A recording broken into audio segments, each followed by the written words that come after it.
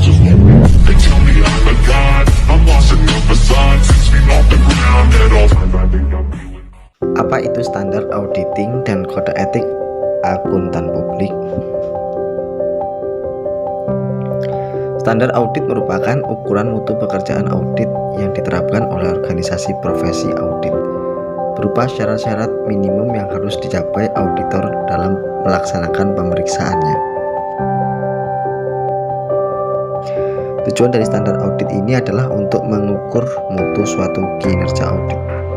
Standar tersebut berisi persyaratan minimum yang harus dipenuhi oleh seorang auditor dalam melaksanakan tugasnya. Apa saja sih standar-standar yang menjadi pedoman dalam audit kinerja menurut SPKN?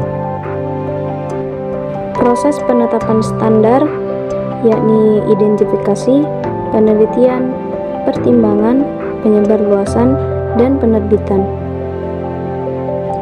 Penerapan standar audit. Standar audit dapat diterapkan pada setiap audit laporan keuangan oleh seorang auditor independen tanpa memandang skala ukuran kegiatan klien, bentuk organisasi bisnis, jenis industri, atau apakah tujuan entitas adalah mencari laba atau nirlaba. Yang pertama yakni standar umum, yang kedua standar pelaksanaan audit kinerja, yang ketiga standar pelaporan audit kinerja. Standar atestasi. Atestasi atau attestation adalah suatu pernyataan pendapat atau pertimbangan yang diberikan oleh seorang yang independen dan kompeten yang menyatakan apakah asersi atau entitas telah sesuai dengan kriteria yang telah ditetapkan. Keyakinan hasil audit. Yang pertama, melaksanakan audit dengan kompetensi teknis, integritas, independensi, dan objektivitas. Yang kedua, mencari dan mendeteksi salah saji yang material, baik yang disengaja maupun yang tidak. Yang ketiga, mencegah penerbitan laporan keuangan yang menyesatkan.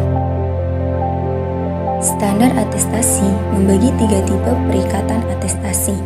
Yang pertama, pemeriksaan atau examination. Yang kedua, review. Yang ketiga, prosedur yang disepakati atau agreed upon procedure. Konsep etika dan moralitas. Etika berasal dari bahasa Yunani ethos yang berarti karakter. Kata lain untuk etik adalah moralitas atau morality yang berasal dari bahasa Latin mor yang berarti kebiasaan. Moralitas berpusat pada benar dan salah dalam perilaku manusia. Prinsip kode etik. 1. Tanggung jawab. 2. Kepentingan publik. 3. Integritas. 4. Objektivitas dan independensi. 5. Do care. 6. Lingkup dan sifat jasa.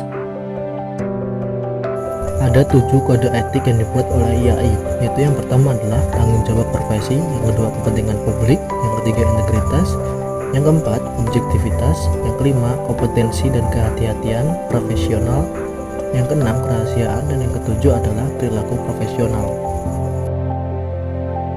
Fungsi etika profesi akuntan. Yang pertama adalah melaporkan dan menyajikan data yang benar mengenai perusahaan.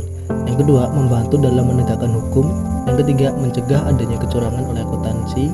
Yang keempat, memberi edukasi yang berhubungan dengan tanggung jawab serta kewajiban moral seorang akuntan. Dan yang terakhir adalah mengenali masalah akuntan yang berhubungan dengan etika. Aturan etika. Yang pertama adalah independensi, integritas, dan objektivitas. Yang kedua, standar umum dan prinsip akuntansi. Yang ketiga, tanggung jawab kepada klien. Yang keempat, tanggung jawab kepada rekan seprofesi. Dan yang kelima, tanggung jawab dan praktik lain. Garis besar kode etik dan perilaku profesional. Yang pertama, kontribusi untuk masyarakat dan kesejahteraan manusia. Yang kedua, hindari menyakiti orang lain. Yang ketiga, bersikap jujur dan dapat dipercaya. Yang keempat, hak milik yang termasuk hak cipta dan hak paten. Yang keenam, memberi kredit yang pantas untuk properti intelektual. Yang ketujuh, menghormati privasi orang lain.